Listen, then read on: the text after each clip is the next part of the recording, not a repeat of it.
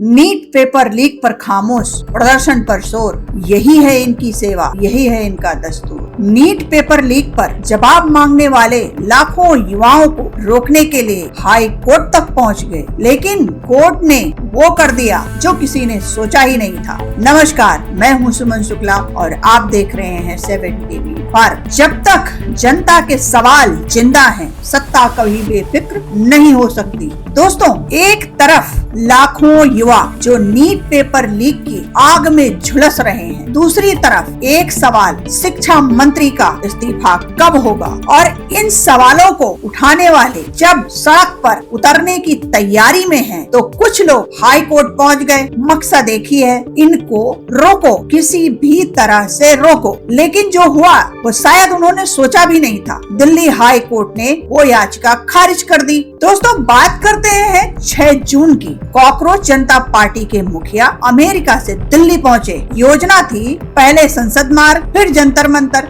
और वहां से देश के युवाओं के साथ मिलकर नीट पेपर लीक पर सरकार से जवाबदेही मांगी जाए, शिक्षा मंत्री के इस्तीफे के लिए दबाव बनाया जाए। लेकिन इसी बीच एक संगठन save India foundation Delhi high court पहुंच गया। मांग की कि इस प्रदर्शन पर रोक लगाई जाए, नियंत्रण के निर्देश जारी किए जाएं, भीड़ को एयरपोर्ट से जंतर मंतर तक पहुंचने से रोका जाए। जस्टिस सौरभ बनर्जी और जस्टिस अमित शर्मा की अवकाश पीठ के सामने तत्काल सुनवाई की मांग रखी गई। और ये कहानी और भी दिलचस्प तब हो जाती है जब दिल्ली हाई कोर्ट ने उस याचिका को तत्काल सुनवाई के लिए सूचीबद्ध करने से इनकार कर दिया और अंततः वहां से भी ये याचिका खारिज हो गई। सेव इंडिया फाउंडेशन ने अपनी याचिका में कहा कि बिना इजाजत के बड़ी संख्या में लोगों को इकट्ठा करने की घोषणा गंभीर चिंता का विषय है। सुप्रीम कोर्ट के तय दिशा निर्देशों का सख्ती से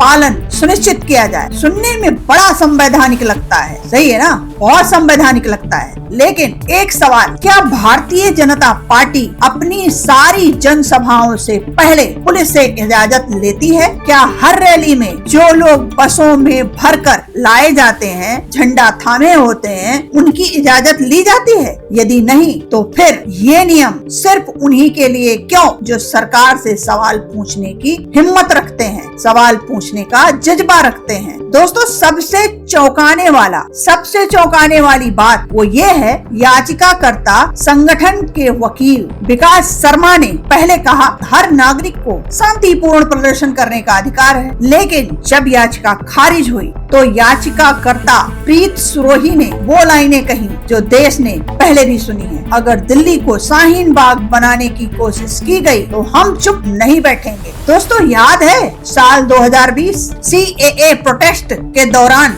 कपिल मिश्रा ने पुलिस को धमकी देते हुए कहा था, अगर ये नहीं हटे तो हम खुद एक्शन लेंगे। और उसके बाद दिल्ली में दंगे हुए, लेकिन उन पर एक भी FIR नहीं हुई। आज वही भाषा फिर से सुनाई दे रही है। जो शांति की दुहाई देकर कोर्ट गए, वही याचिका खारिज होने के बाद अशांति की भाषा बोल रहे हैं और फिर भी उन पर कोई कार्यवाही नहीं। जो लोग खुद को जनता के कल्याण के लिए काम करने वाला बताते हैं, तो वो अदालत तब क्यों नहीं पहुंचते? जब नीट पेपर लीक हुआ, शिक्षा मंत्री से इस्तीफा मांगने क्यों नहीं गए? लेकिन जब उन युवाओं ने आवाज उठाई जो बेरोजगारी और परीक्षा घोटाले से तबाह हो चुके हैं, तभी ये संगठन सक्रिय हो गया। सवाल ये है, क्या ये संगठन सत्ता पक्ष के लिए एक अलग मुखौटा पहनकर जमीन पर काम कर रहा है या कुछ और? जो सबसे चौंकाने वाली बात है, इसी बीच एक और बड़ी खबर आई। कॉकरोच जनता पार्टी के मुखिया ने